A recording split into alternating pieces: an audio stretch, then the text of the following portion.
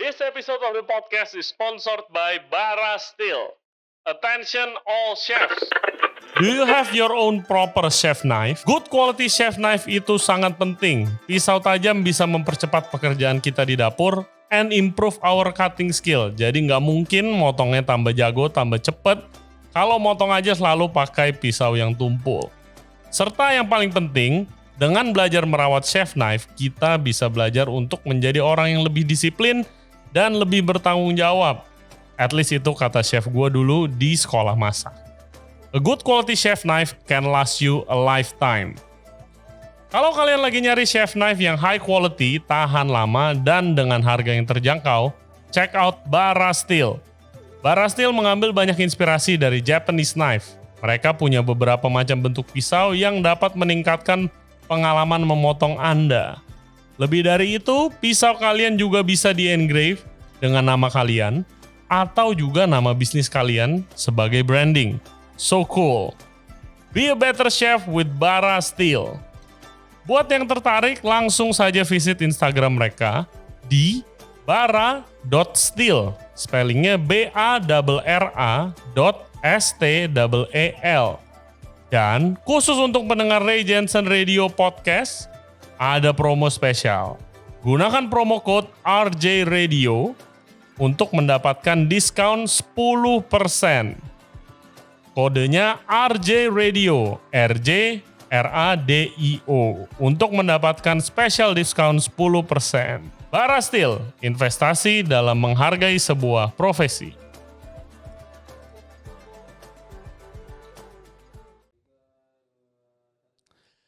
Hello guys, welcome back to Ray Jensen Radio Podcast. Thank you very much for tuning into our show today. Pertama-tama sebelum kita mulai podcast kita, gua mau update soal Jakarta Hope Hospitality Peduli. Hari ini di tanggal 25 Agustus 2021, sumbangan atau donasi yang sudah terkumpul itu ada di angka Rp34.389.008. So thank you very much buat for all your support. Berapapun uang yang kalian sumbangkan itu sangat berarti buat mereka yang membutuhkan. Khususnya teman-teman kita yang terdampak banget COVID-19 dan PPKM juga. Tim Jakarta Hope Hospitality Peduli akan terus menerima sumbangan sampai tanggal 31 Agustus. Habis itu baru akan disalurkan sebagai sembako dan kebutuhan sehari-hari yang lain.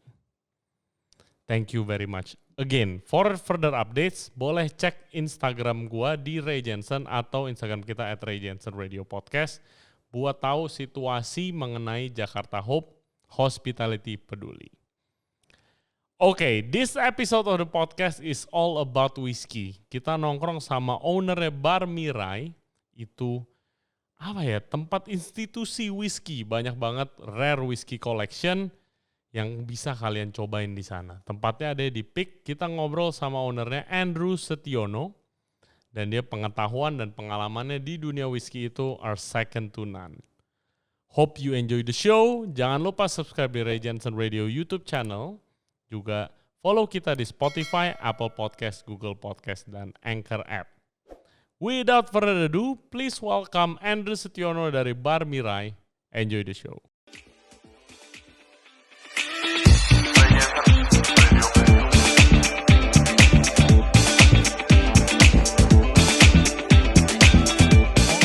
Andrew Setiono, apa kabar bro? Thank you, baik-baik. Andrew Setiono ini guys adalah owner dari Bar Mirai. Kita lagi di sini. Thank you udah kasih kita rada ngegerecokin nih tempatnya, ngeberantakin tempatnya. Gue yang thank you banget udah datang ke warung whisky kita. Warung whisky, yang whisky-nya banyak banget. Ada berapa botol di sini nih? Roughly 200-250. 250, luar biasa guys. Jadi tempatnya ada di PIK. Oke, kalian bisa langsung follow Instagramnya. Kalau mau kesini, ini tempatnya keren banget. Speakeasy Bar. Bisa dibilang gak? Kalau lu bilang warung, gue bilang Speakeasy Bar. Actually dari ide kita awalnya sih gue gak pernah mikir kalau ini speakeasy. It's never the intention. Cuman mungkin karena keadaan, situasi, kondisi, akhirnya lama-lama orang taunya ini as a speakeasy jadinya gitu. Oke, seperti biasa Drew, kalau misalnya your first time ke podcast kita, itu perkenalan dulu. So what do you do now? Oke. Sorry, boleh deketin mungkin mic. Iya. Oke. Jadi basically kalau gue ini hidupnya kebagi dua. Jadi kalau pagi gue ini kerja kantoran di importir miras di Pancaniaga Indo Perkasa. Oke. As the general manager. Tapi kalau malam itu gue kalong. Jadi jagain bar malamnya. Oke. So I'm living like a dual life. Nah bar lu cuma ini doang atau lu ada bar lain juga? Gue ada manage satu bar lagi juga di daerah Senopati di Jalan Suryo. Namanya Ukrum. Oke, ya biasanya kalau orang nongkrong di selatan udah tahu tuh. Oke, what makes you decide to mulainya dari mana ya? Mungkin mulai kayak lu interested di dunia whiskey sampai jadi expert. Obviously you are an expert di whiskey dan kolektor. Itu gimana mulainya? Actually awalnya sih gue mulainya ya, gue benci whiskey banget. Karena gue gak tahan sama baunya. Jadi mungkin dulu pas lulusan tuh, gue kan party, mungkin over sama teman-teman. Dan waktu itu kita minum whiskey, minum bourbon, ada kejadian gak enak lah. Dan karena itu mungkin gue trauma. Jadi for most of my working years di Singapura, I was from Singapore dulunya. Itu gue ngindarin whiskey banget. Karena cium baunya aja tuh udah pengen jackpot gitu. So I always drink kayak white spirits, either vodka apa gin. Dan kebetulan aja gue kerja di advertising di design agency dan mungkin ini kayak pertanda lah ya dari sana gitu. Gue disuruh nge-handle launchingnya single malt satu brand di Singapura. Oke. Jadi mau gak mau gue pelajarin dan gue dikerjain pas launchingnya. Jadi ada si brand ambassadornya ini datang lagi the big day, the launching nationwide launching. Di depan ratusan orang dan ada wartawan juga. Di depan podium dia manggil, Andrew come up. Oke, ngapain nih? Dia bilang, we're gonna cheers to everyone. Terus dia pour satu shot buat gue. Terus gue bilang, you know I don't drink whiskey gitu. Gue gak tahan, gue takutnya ntar gue jackpot di depan orang, malu-maluin banget gitu. Terus dia bilang, it's okay, trust me. Tuang, gak ada es lagi kan waktu itu kan, neat. Gue bilang, wah ini parah banget nih, gawat nih. Akhirnya cheers, minum, gue kaget. Kok ini beda dengan whiskey yang gue tahu, rasanya kok unik gitu. Terus gue tanya, so what makes whiskey different gitu, gue ngobrol sama dia. Terus dia bilang, okay, actually ada banyak tipe. Dan dari sana dia ngajarin, gue ngobrol sama dia. Dan dari sana gue mulai mendalami whiskey sih. Sampai jatuh cinta akhirnya pada whiskey. But what makes you fall in love with the world of whiskey? Mungkin that satu malam itu benar-benar kayak ngerubah perspektif gue banget. Karena tadinya gue selalu mikir whiskey itu ya tadinya kayak minuman orang tua, baunya agak keras, dan cuman pemabok lah yang benar-benar minum ya, kayak orang stres gitu minum. Tapi begitu gue coba itu, flavornya itu luar biasa menurut gue. Dan sangat unik. Gak ada minuman lain yang sekompleks whiskey menurut gue. Oke. Iya dan kayak historinya juga ada. It's very romantic lah the world of whiskey. Ya nowadays what is your favorite then kalau begitu? Wah, kalau orang nanya what's my favorite, susah gue jawabnya karena gue kayak tong sampah. Whisky apapun itu gue minum gitu, gue cobain. The best whiskey deh, pasti inget dong ada yang kayak one whiskey yang kayak gila nih. One particular whiskey ya, oke. Jadi gue ke bar di Jepang, di Osaka. Ya di sana whiskey culture-nya juga luar biasa. Di sana gila itu, banyak vintage whiskey juga yang mereka udah kumpulin dari mungkin 20 tahun lalu. Nah di situ gue ngobrol sama bartendernya dan kita kenalan. Gue balik 2 hari berturut-turut ke bar itu. On the second day, gue kan mau pindah ke kota lain. Terus dia bilang, since you really like whiskey, I have something special for you. Dia keluarin dari shelf dia bawa. Ini botol apaan nih? Botolnya udah jadul banget kayak dari tahun 70-an gitu. Itu Clynelish. Cuma 12 tahun. Tapi di botol pada tahun 1970 ini my treasured possession. I want to share it with you. Tuang, terus gue minum. Wah gila itu wangi banget, enak banget. Dan gue cari terus sekarang, susah banget nyari. It's a Clynelish 12 years old. Waktu itu special import for Italy. Oke. How do you find bottles? Kayak sebagai kolektor gitu kan. Pertama lu harus nyobain dulu dong. Apa lu sering beli tanpa nyobain sekarang? Jadi dari dulu tuh gue suka beli tanpa nyoba. Gue Ah, suka explore basically. ya gambling gitu ya kan. Jadi dulu tuh tiap gajian gue selalu keliling ke liquor shops di Singapura kan banyak. Jadi gue selalu make it a point, oke gajian nih, gue udah budget segini, gue pengen nyobain whisky yang gue belum punya. Jadi gue selalu beli 1-2 botol, dan akhirnya gue cicipin semua. Oke. Nah, Dan iya. usually karena gue suka nyicipin, akhirnya gue end up with a lot of open bottles yang masih sisa 3/4, masih setengah kayak gitu. Iya. Tapi whisky itu nggak ada, ini sorry ya kalau pertanyaan basic. Ada kadaluarsanya nggak sih kalau dibuka? Sebenarnya nggak ada. Sebenarnya nggak Karena ada ya? whisky itu ya lumayan tahan lah ya, karena ABV-nya kan alkoholnya lumayan tinggi. Jadi it doesn't interact sebanyak itu dengan oksigen. Gak kayak wine atau yang lain. Iya, gitu. kalau wine kan lo buka sehari aja udah beda banget rasanya. Terus kita minum apa nih bro? Boleh tuangin? Oke, ya biar nyantai dikit gitu kita minum dulu. Yoi. GlenDronach. Boleh dijelasin dulu mungkin botolnya? Oke, so basically ini GlenDronach 12 tahun. It's a Highland whiskey. GlenDronach ini terkenal karena dia sherry maturation-nya. So mereka itu dari traditional way, mereka selalu aging whisky-whisky mereka di sherry barrel. Sherry barrel. Sherry barrel. Yes. Jadi di whisky itu yang paling umum ada 2 cara maturation. Kadang bisa dengan bourbon barrel atau sherry barrel, atau bisa juga di mix dua-duanya bourbon dan sherry. Usually kalau orang cari sherry itu stylenya biasanya lebih berat, lebih manis, dan lebih banyak aroma dark fruits. Oke. Yes, just like sherry. Just like sherry, yes. Yeah. Sherry itu kan fortified wine ya.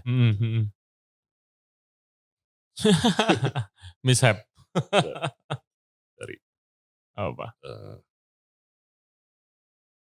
Oke. Nice.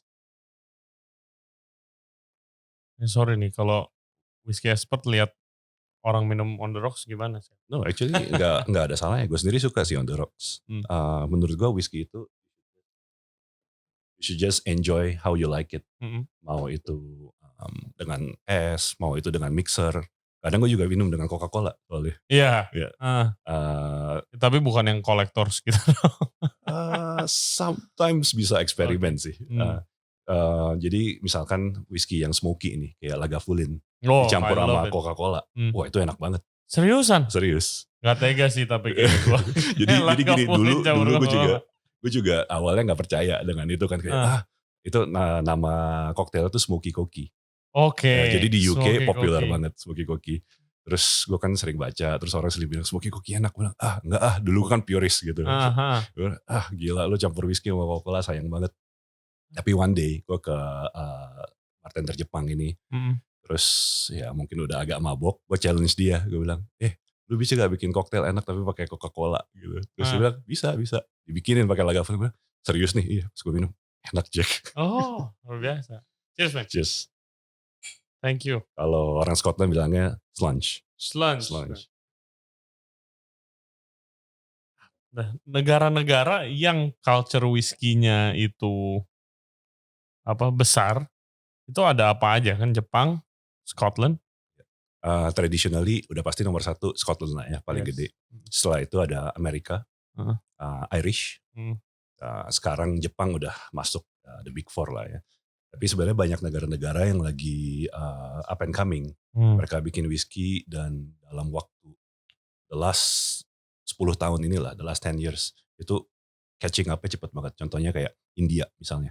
Wow. Indian whisky enak. Indian whisky, yes. Lu udah nyobain dong pasti? Udah. Oh. Cuman sayangnya belum masuk ke Indonesia. Gak kebayang gue. Enak. Jadi ya ada Indian whisky, ada Australian whisky, Taiwanese whisky. Oke. Oh itu Kavalan itu? Kavalan, yes. Itu juga. Sebenarnya sebelum Kavalan ada another brand juga, namanya Omar. Itu Taiwanese whisky juga. Oh itu Taiwanese? Taiwanese, yes. Itu gue suka banget itu. Oh nice. Ini juga, ini so smooth. Ya. So karakteristiknya sherry barrel itu kan kayak tadi gue bilang, lebih ke sweet, lebih ke heavy dark raisin, dark fruits, chocolate kayak gitu. I think itu lebih cocok untuk lidah palate orang Indonesia sih, orang Asia in general. Yes.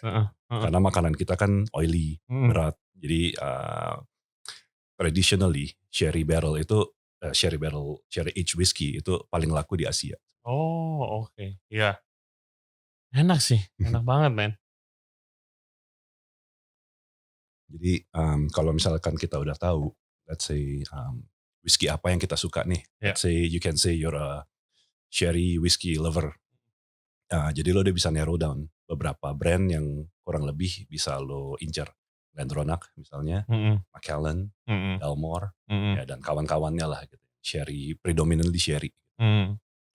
Dan lu juga setelah lu balik ke Indo, Hmm. lu kan mendirikan Indonesia Whiskey Whiskey Research Research Society. Society, iya Oke. kan? Itu basically whiskey club ya, whiskey lovers club lah. Whiskey Club ya. Oke. Jadi sebenarnya gini, awalnya ini gue berlima dengan Mhm, teman-teman. Jadi gue pas balik ke Indo itu sekitar tahun 2012 mhm, dan teman gue dikit banget di sini. Jadi gue tuh nggak ada teman minum. Gue mulai cari di online. mmm. Yang suka posting di Instagram segala macam. Bro, lu di Jakarta ya, lu suka whisky ya? Akhirnya kenalan gitu. Ah, Kayak iya desperate iya. banget gue, nggak ada temen. Terus akhirnya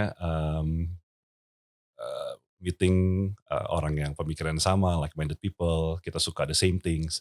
Akhirnya kita bilang, ya udah kita ngumpul-ngumpul yuk. Terus dari 5 orang ini akhirnya kita bikin Instagram page, Mmm, bikin WhatsApp group. mhm. Terus mereka mulai ngundang teman-temannya lagi, temannya lagi. Dan akhirnya kita gatheringnya jadi makin gede gitu. Oke, wah seru banget tuh. Dan sekarang sih sekitar 57 member di Whiskey Club kita sebenarnya. Wih udah banyak dong kayak Lumayan, gitu. Iya. lumayan. Jadi tadinya itu kita selalu ada setiap bulan, Mhm. ada ngumpul-ngumpul, ada tasting segala macam.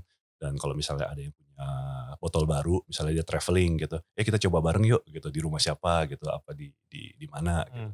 Wah seru Ya, banget. Terus Indonesia whiskey kayak market kan juga for the past years kan nge-boom banget kan. yes, Yes, gua inget dulu waktu nge-boom ya itu Macallan. yes. Ya kan semua orang, ya keren lah Hmm, gitu kan, keren semua orang di bar, di klub minumnya itu. hmm, Dan kalau sekarang, apa, Japanese whiskey sampai harganya gila-gilaan, yes. ya kan. Nah, what is your point of view about that? What makes kayak a brand like that itu bisa nge-boom? Booming, Heeh, oke. Jadi sebenarnya gini sih, tren whisky itu bukan cuma di Indonesia. mhm, Sebenarnya ini global ya, mhm, Indonesia kena imbasnya aja gitu. mmm, Cuman kalau lo nanya gimana satu brand itu bisa booming, menurut gua whisky itu is just like any food and drinks. mmm, You have to get it to people's mouth. iya, Orang harus coba, mhm, baru dia suka.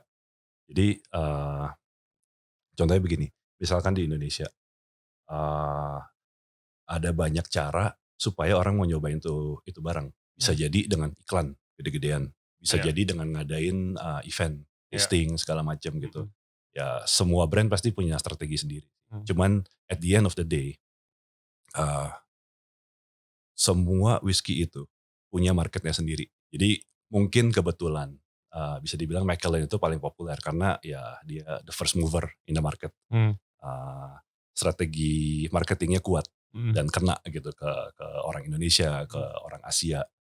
Cuman menurut gue there is no such thing as bad whiskey mmm, gitu. Um, Whiskey itu kan dibuat pastilah orang yang bikin itu pengen bikin sesuatu yang bagus. Kalau nggak ngapain gue jual gitu kan. iya, Nggak mungkin gue bikin whiskey jelek nih tapi udah deh gue jual deh. mmm, Pasti ada bagusnya. Gue gue pernah baca satu blogger, mhm, gue lupa kapan dan siapa actually. iya, Cuman dia ada satu quote menurut gue bagus banget. iya, There is no such thing as bad whiskey. mmm, It is up to you to find it, to find where is the good in it, oke, gitu. mmm, Jadi uh, semua brand menurut gue pasti ada selling pointnya sendiri, ada mhm, enaknya. mhm. Jadi cuman tinggal caranya bagaimana mereka itu bisa menyampaikan biar orang mau coba. Iya, Nah, communication-nya jadi gimana? jadi I'm very sure there is a whiskey for everyone. Gue bisa bilang GlenDronach gue suka, tapi Mmm, belum tentu lo suka. iya, Belum tentu si B suka. mhm, Bisa jadi mereka sukanya Macallan. mmm, Bisa jadi si C sukanya Dalmore. So the point is all this brand perlu get it out there supaya orang coba. Jadi orang tahu oh gue sukanya ini nih. Gitu. iya, ya kan, dan kayak Japanese whiskey tadi yang Hibiki Mm, itu dulu waktu gua zaman masih kerja, itu minumnya itu. Karena Yes. murah banget. Yes. Ya kan, karena murah, bagi berlima, bagi-bagi ke staff juga. Udah setiap Jumat Sabtu gue bukain itu satu. Sekarang kalau lihat harganya gue kayak Itu gila. Oke, jadi gini, pas gue masih kerja di Singapura, Hmm. pas gue mulai minum Japanese whiskey itu 2010, 2011. Zaman itu di kalangan teman-teman dan colleagues gue di Singapura, teman kerja, mereka itu manggil gue secara nyindir, the Japanese whiskey guy. Dan itu sindiran, bukan hal yang baik. Kenapa? Jadi gini, pas tiap kali kita ngumpul, orang-orang minumnya Scotch segala macam. Tapi karena gue kan junior designer di sana, gaji gue kecil. Yeah. It's the cheapest thing I can buy, Hibiki, Yamazaki. Dan mereka bilang, lu minum apaan sih itu whiskey Jepang? That's not even whiskey, man. Orangnya ngomong gitu. Gue bilang, ya udah, but I like it and it's cheap gitu. Yes. Gue gak pernah nyangka sih kalau misalnya itu botol waktu itu gue beli dan gak gue minum, gue kumpulin aja. Mungkin sekarang gue bisa beli mobil kali. Iya, gila. Ya kan? Dan terus teman-teman lu di Singapura yang nyindir lu sekarang gitu, sekarang bilang enak begitu harganya udah mahal. Jadi gini, I think the turning point itu di tahun 2013. Begitu Japanese whiskey dapat recognition lah dari dunia ya. Yeah. Pas si Jim Murray bilang Yamazaki 2013 Sherry Cask is the best single malt in the world. Nah, dan menurut gue itu karena ada dorongan dari internet yang makin accessible buat orang, ada sosial media yang makin accessible. Dan waktu itu semua media online juga pick up that story untuk angkat sort of Asian pride lah ya. Jadi bisa dibilang market China, market Taiwan, market Hong Kong, itu mereka otomatis mau mereka makan berita itu. Japanese whiskey, Asian whiskey, we're better than the Scots now gitu. Itu naiknya gila-gilaan dan spending power yang paling gede kan ya itu China and Taiwan sampai sekarang juga sebenarnya. Jadi itu yang drive up the hype sebenarnya. Oke, nice. Nah di Indonesia sendiri kayak ini kan tempat lu menurut gua akan jadi institution nih, maksudnya tempat lu kan di mana lu bisa belajar. That's the plan anyway. That's the plan. Yeah. Lu bisa kesini, lu bisa experience and learn about whiskey. Hopefully gitu. Nah market begitu lu buka, biarpun kepotong PSBB dan PPKM nih, tapi gimana entusiasme market terhadap konsep seperti ini? Awalnya ya pas gue buka 1-2 bulan pertama, banyak orang yang kaget dan bingung gitu. Ya, mereka datang ke bar ini mungkin dengar dari temennya, terus mereka bingung, gue ordernya gimana sih? Ini apa sih? Whiskey bar itu gimana gitu? Ada koktail gak? Ya, which actually kita ada sih sebenarnya, cuman simple banget aja gitu. Karena gue basicnya kan bukan bartender. Ya.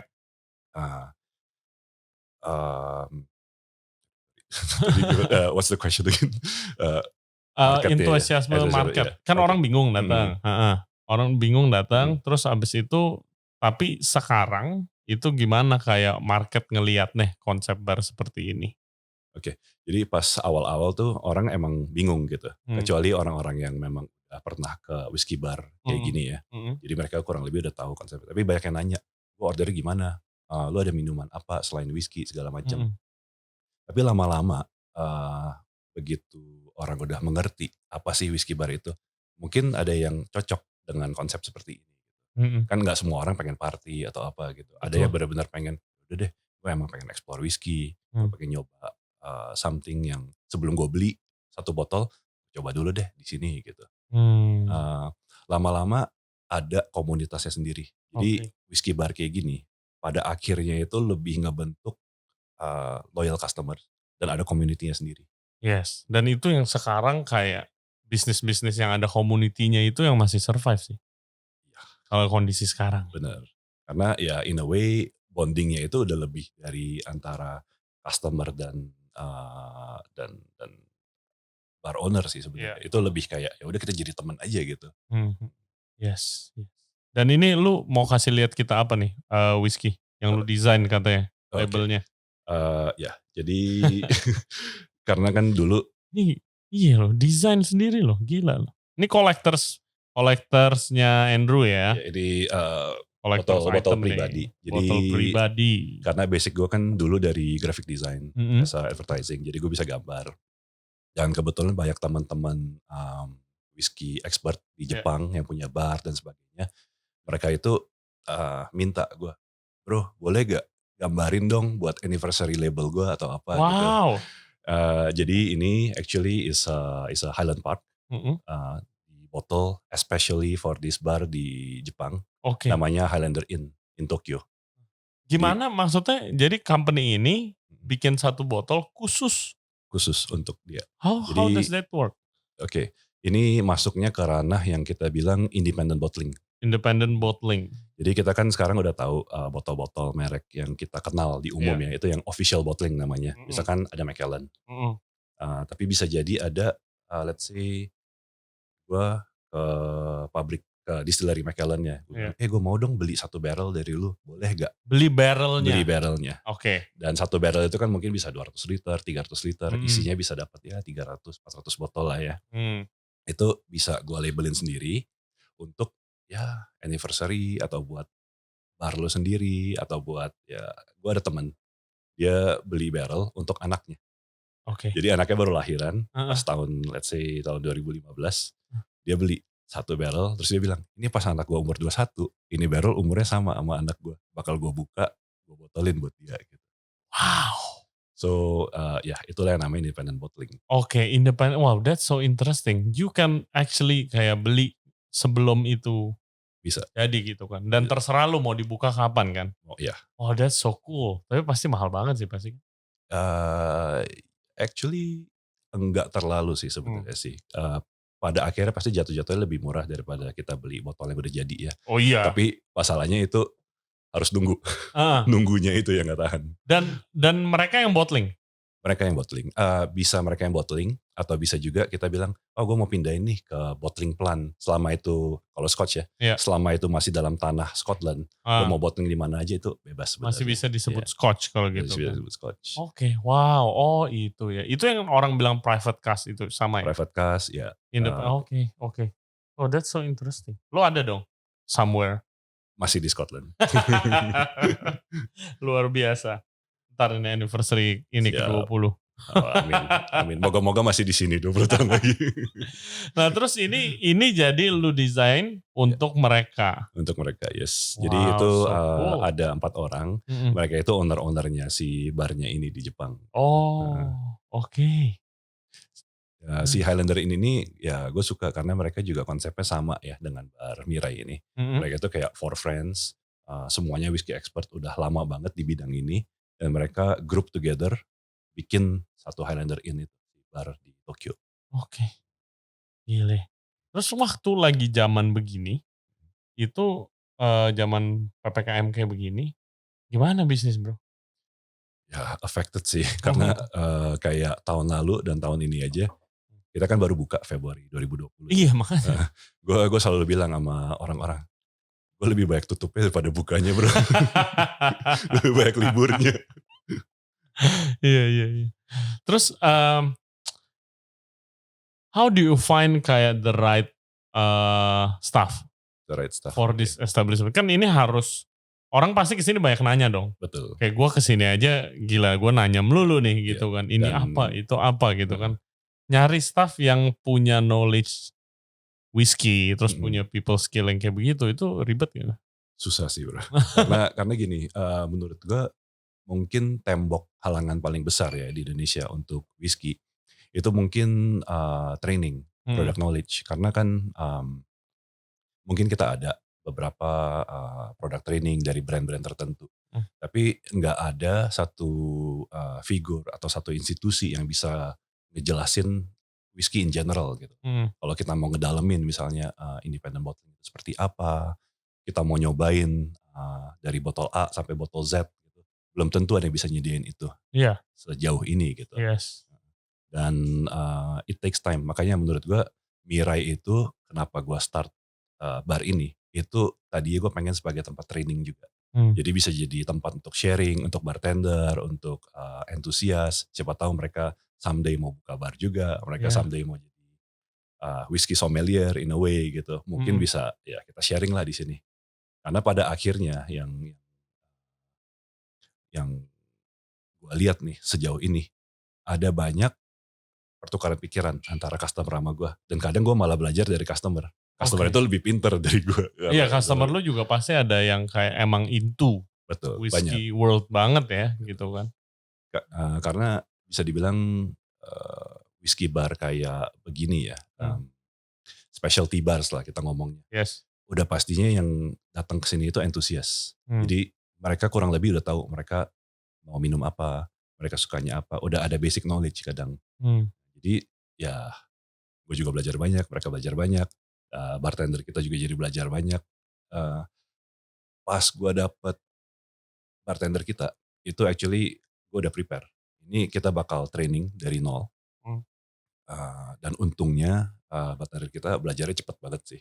Dan mungkin ada entusiasmenya juga. Nah iya itu yang penting sih. Betul. Jadi pas proses seleksi aja itu gue nunggu lama banget. Gue nyari bartender tuh dari buka sampai akhirnya gue hire Desember. Setahun bro dari bartender. Setahun? Iya susah pasti kan. Karena itu spesifik banget konsepnya kan. Betul. Karena pas gue nanya-nanya ke dia gitu, ke semua kandidat ya. Apakah lo interest ke whisky? Semua orang pasti jawabnya iya. Karena dia mau dapet job kan. Betul. Cuman kelihatan gitu. Orang yang benar-benar passion, yang ada interest atau enggak gitu. Jadi itu gue seleksi satu-satu. Ada yang udah gue hire 2 bulan tapi ternyata kayak kayak gak masuk-masuk nih. Kayaknya nih emang bukan passionnya di sini. Orang-orang yang di waktu senggangnya di rumah mau cari tahu. Research ya. Nanya ke gue gitu, ini apa sih, itu apa sih. Nah, yang seperti itu yang gue cari. Yes. Nah itu penting guys, belajar research. Jangan waktu kerja doang. Kalau mau research, kayak ya lihat Andrew aja, duit gajinya habis buat beli whisky lo buat belajar. Ya kan akhirnya bisa jago begini. Gak jago sih. Sebenarnya in the world of whiskey ya, ini yang gue alamin. Semakin lo dalemin dunia whiskey, semakin lo realize banyak yang gak lo mengerti sebenarnya. Yes. Dan itu never ending. Jadi kalau misalnya one day lo ketemu orang di bar terus, gue whiskey expert loh. Itu bullshit man. Jauh-jauh dah. Self-proclaimed whiskey expert. Tambah lagi bro? Boleh. Wah, ini the perks nih kalau lo punya podcast F&B guys. Thank you. Ini beneran. Gue sih cocok banget loh Drew ini. Easy drinking ya? Iya, very easy to drink. Nah, lu sebagai ini gue ada punya pertanyaan. Sebagai kayak orang yang in the world of kayak alkohol, whiskey, gimana cara bedain whiskey KW? Kalau misalnya nggak diminum dulu nih, gitu. Oke, jadi sebenarnya gini sih. Di sini, kalau dulu gue di Singapura gue nggak pernah tahu ada dunia whiskey KW dan spirits KW lah ya. Iya. Tapi begitu gue balik ke Indonesia itu lumayan ada lah ya, meskipun mungkin gak marak. Jadi pertama menurut gue pasti dari pricing dulu. Kita lihat kalau misalnya kita ada deal, very good deals, usually it's too good to be true. Itu satu. Kita lihat nih misalkan let's say deh di pasaran ya, harganya segini, tapi tiba-tiba ada satu yang jualnya segini. Itu udah first red flag tuh menurut gue. Kedua, kalau itu whisky belum dibuka, kita coba lihat dari labelnya atau dari segelnya. Biasa kadang ada masalah. Gue pernah nih dapat whisky, kita gak sebut brand lah ya. Yeah. Pas datang gue ngeliat, wah whisky 18 tahun. Temen gue sih yang bawa, dia bilang, bro ini kayaknya gak beres nih whiskynya. Whisky 18 tahun nih. Tapi begitu gue liat labelnya agak aneh, warnanya salah.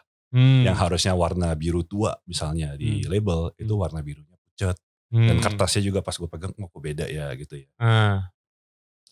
Pas gue buka, ini pintarnya si orang yang nge-KW-in whisky ini nih. Isinya bener. Brand yang sama, tapi 12 tahun. Jadi pas gue minum. Pintar dia. Ini bener sih. Cuman bukan yang 18 tahun ini nih. Ini 12 tahun. Yang mereka lakukan biasanya. Kalau whisky kayak gini nih. Biasanya kan botolnya sama. Cuman labelnya beda, tahunnya beda. Itu mungkin dicabut. Dia nge-print sendiri, tempel lagi. Iya. Dan harganya langsung kali 2, kali 3 gitu. Iya, lu udah nonton itu belum? Yang tentang wine sih tapi itu. Sour Grapes. Sour Grapes, yes. Iya, itu gila banget kan bisa. Rudy Kurniawan ya. Yoi. Itu apa? Membanggakan nama Indonesia di dunia internasional. itu orang jenius sih.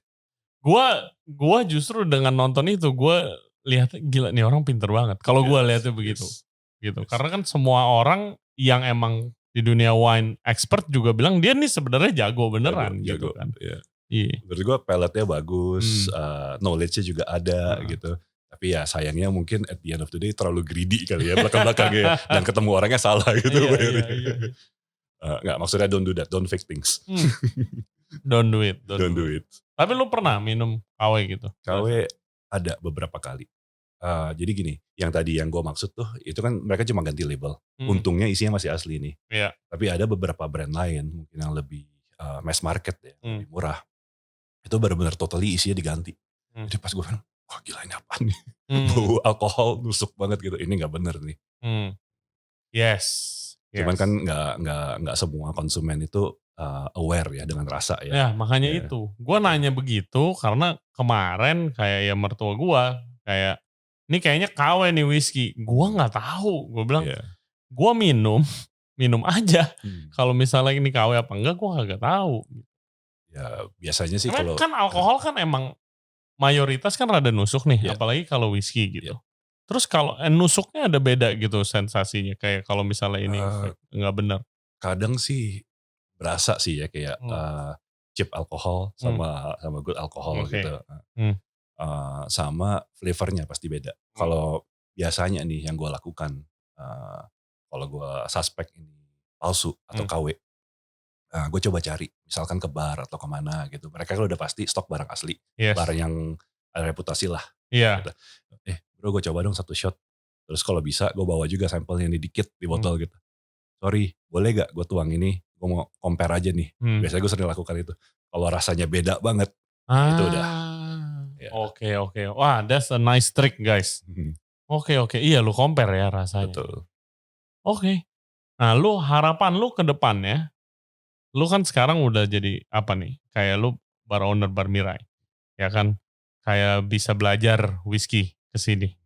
Terus habis itu lu juga pendiri Indonesia Whisky Research Society. Gitu. Apa yang lu harapkan di industri whisky di Indonesia? Gue sih pengennya industri whisky dan industri minuman lah in general, gak cuma whisky ya. Gue pengen kita lebih open aja as an industry gitu. Jadi nantinya itu lebih banyak bar-bar keren, lebih banyak brand-brand yang mau masuk ke Indonesia.